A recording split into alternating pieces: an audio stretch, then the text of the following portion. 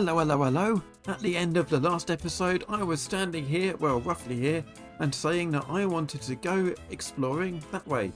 So what I'm going to do is I'm going to get in a boat and I'm going to go exploring that way. Sometimes, just sometimes, I do actually do what I say I'm going to go and do. Now I've got no idea what we're going to find over here. I haven't looked at the maps or the any kind of download or anything at all.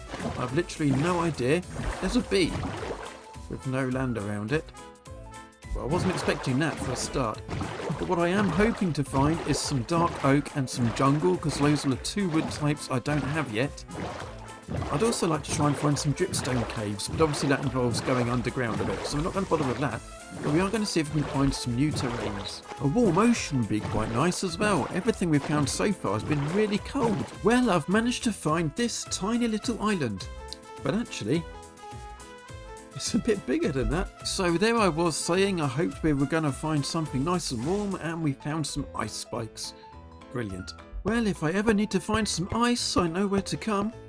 Look at this place. It's huge. This is going to make me some great ice boating. Well, I'm over 5,000 blocks away from spawn now, and I'm still going west, and it's still very, very icy. And now there's a freezing cold rain lashing down as well. I think the time has come to say the answer to the question of what's to the west is cold ocean icy stuff. And I should turn around and go home. So with random exploring not really being very helpful for finding these things, I decided it's time to get a little bit of help. And that help comes in the shape of this thing here that I'm holding. It's a nature's compass, and it lets me find particular biomes. And it will guide me to them. So if I come out of F1 mode, you can see that if I look for a bamboo jungle, there's one that's just about 6,000 blocks away. And that's not too far away at all. We can make that. Out of interest though, where is the nearest dark oak? The dark forest. Searching for it. And that's only 5,000 blocks away.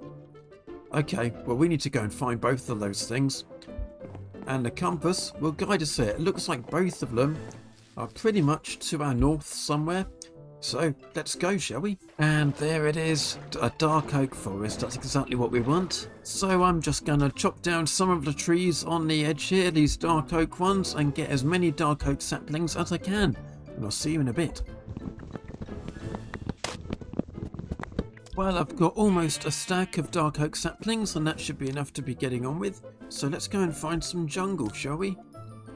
Bamboo jungle's the first one that comes up because it's alphabetical order. Let's just search for that one, shall we? That's still 2,000 blocks away.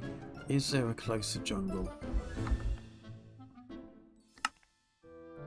That's 1,500 blocks away. Let's go for that one. And it looks as if we're actually moving into a warm biome as well by the changing colour there. And here is our jungle. Superb. Hello there. Would you like a banana? And now I've got 23 jungle saplings, which isn't many. It isn't a full stack or anything, but it should be plenty to get started with a jungle tree farm. Before I move on to the next thing, I just want to make a couple of upgrades to my backpack. The first one is a crafting upgrade, which essentially lets me have pretty much a mobile crafting table. I can craft stuff anytime I want. There we go, I've got the quest as well. The other thing I want is the foodie one. Oh, hello. That's the one, the feeding upgrade. What do we need for that? I think I've got everything I need for this except for the ender pearl. If I make my way into the nether and find a warped forest, then that's where you can find endermen. So maybe I should do that. I'm geared up now. I mean, looking at the map, finding a warped forest isn't too hard. There's one pretty much behind me over there. There we go. As well as exploring, the other thing I mentioned at the end of the last episode that I wanted to do was to terraform around my industrial area. So I'm going to head over there right now.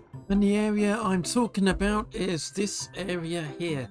It's, yeah, it just needs a bit of work, that's all.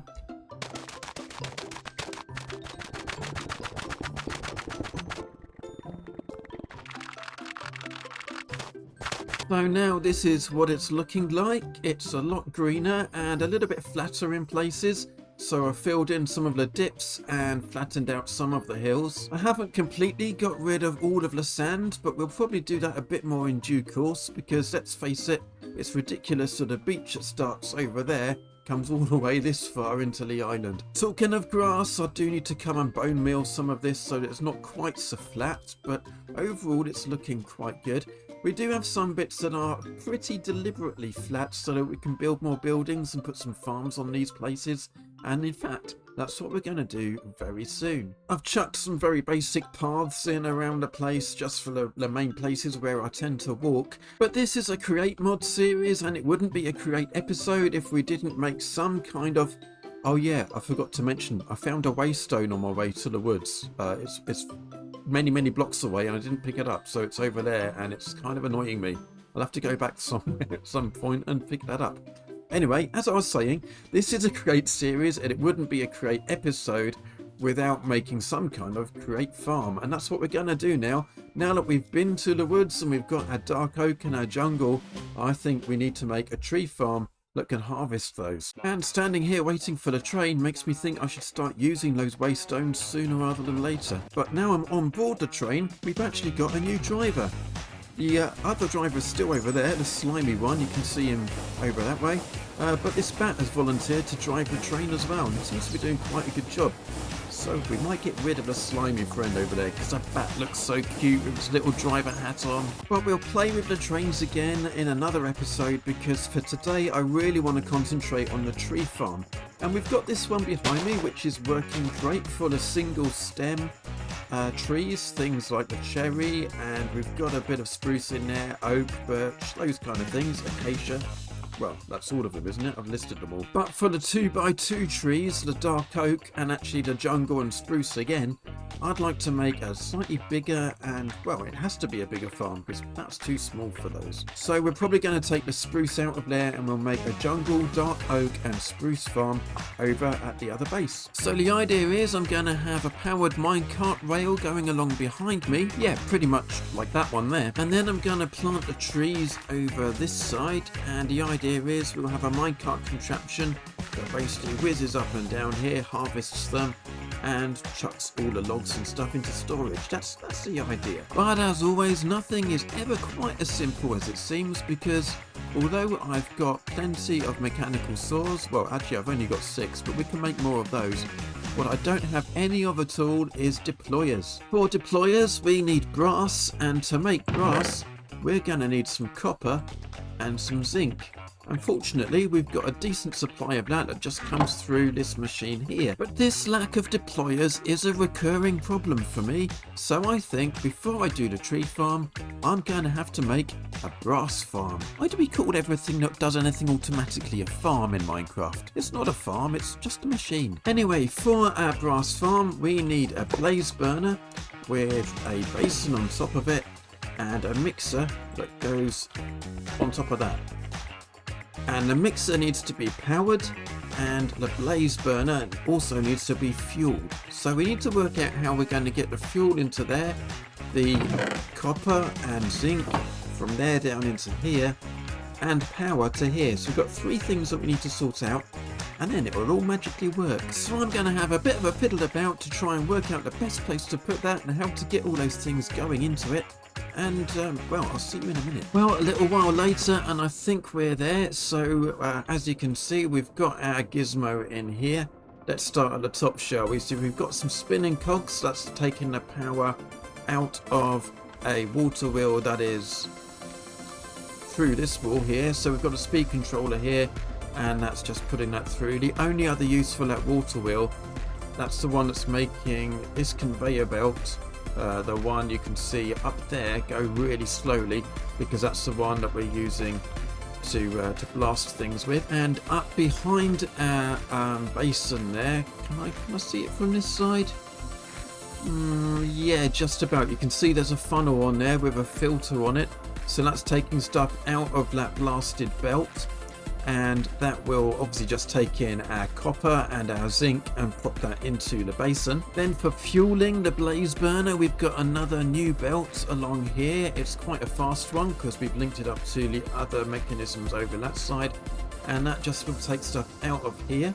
So if I put something flammable in there, what have I got? That will do. Those spruce planks, they should set the blaze burner going. If they go in there. Are they getting stuck underneath? No, they're just not feeding into it. Okay. Well, it looks like blaze burners have to be fed with a deployer, which is a bit annoying. Okay, let's sort that out. There we are, that should do the trick. The final bit of the process is that the resulting grass comes straight out of the basin onto this belt and along into that barrel there. Now, the only problem with this setup is that the blaze burner will use up the fuel even if there's nothing being mixed in the basin above it. So there's no point filling the barrel up with fuel if there's no copper and zinc going through to be turned into brass. But the benefit of that is that because the blaze burner won't normally be fueled, the copper and zinc will just go into the basin and wait for fuel to appear there. So if ever we want to get copper or zinc out without it turning into brass, we can just get that out of the barrel, and if we do want brass, we just chuck some fuel in the barrel and we'll get our brass out. So it's kind of a disadvantage, but I'm going to pretend it's a good thing.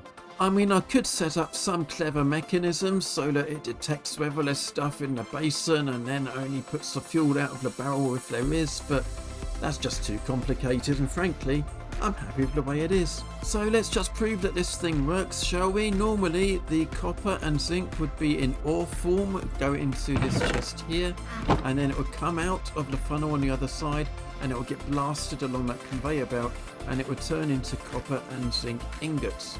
So what we're going to do, if I just climb up here, we'll chuck some copper and zinc just onto the conveyor belt as if it had been blasted, and then we should be able to see the whole process work. So let's a stack of copper, missed, come on, there it is, and a stack of zinc.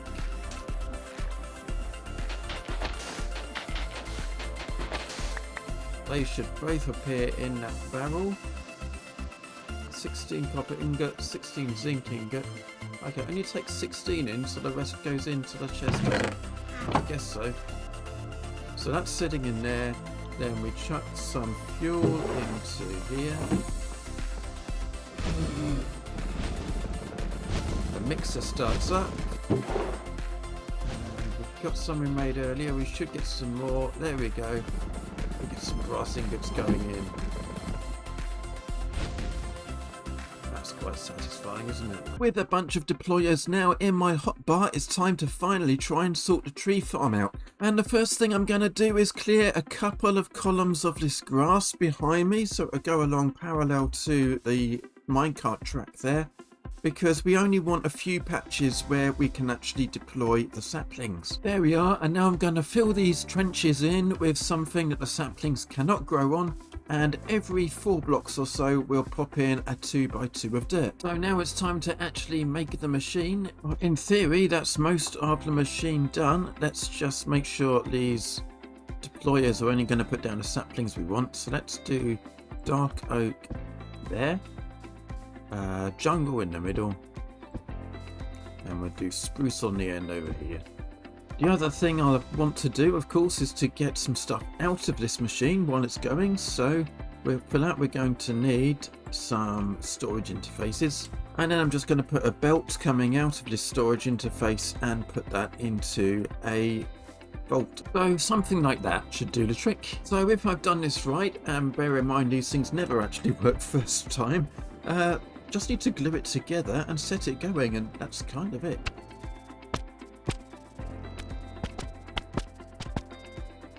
Give it a nudge.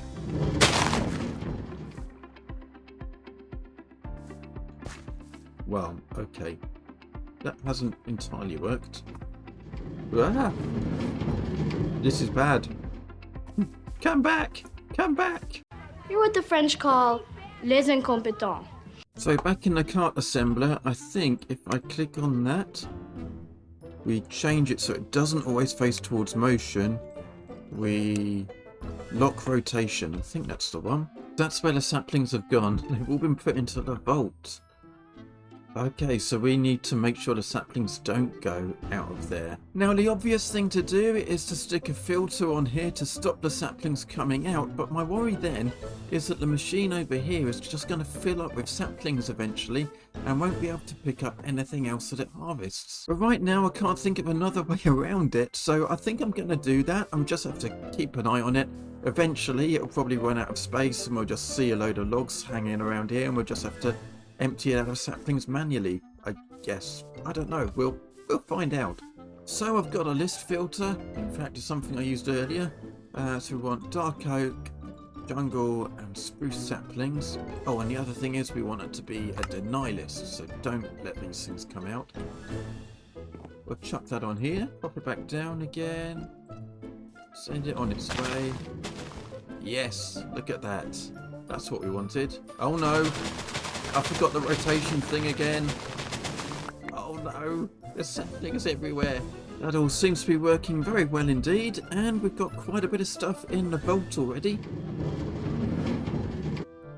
And I think the next challenge is going to be working out how we get stuff out of that vault and all the way back over to our main storage in our island way over there somewhere.